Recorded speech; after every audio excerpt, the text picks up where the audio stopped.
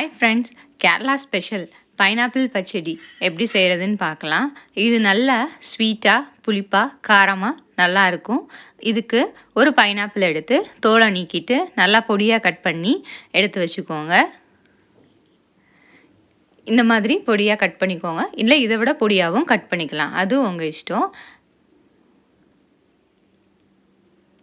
இப்போ ஒரு மிக்சர் ஜாரில் ஒரு கைப்பிடி அளவு தேங்காய், 2 வரமிளகாய், 1 டீஸ்பூன் சீரகம் இதெல்லாம் சேர்த்து நல்லா தண்ணி ஊற்றி நல்லா பேஸ்ட்டாக அரைச்சி எடுத்து வச்சுக்கிறணும்.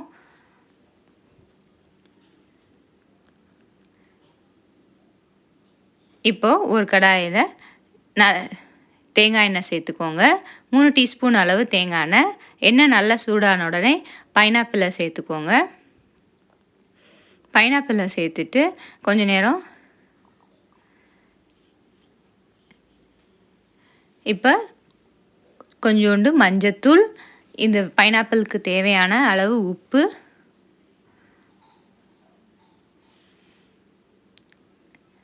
கொஞ்சோண்டு தண்ணி ஊற்றி இது லைட்டாக குக் பண்ணால் போதும், ரொம்ப குக் பண்ணக்கூடாது, லேசாக குக் பண்ணணும்.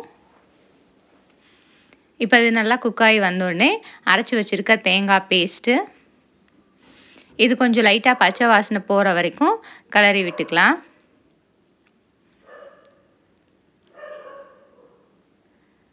இது லைட்டாக பச்சை வாசனை போனாலே 1 டேபிள் ஸ்பூன் அளவு தயிர் எடுத்து இதில் சேர்த்துக்கோங்க. தயிர் சேர்த்து ஒரு கிண்டினோடனே அடுப்பை ஆஃப் பண்ணிடலாம். இப்போ காஞ்ச மிளகாய், கடுகு, கருவேப்பிலை எல்லாத்தையும் தாளித்து கொட்டிக்கோங்க. பைனாப்பிள் பச்சடி ரெடி.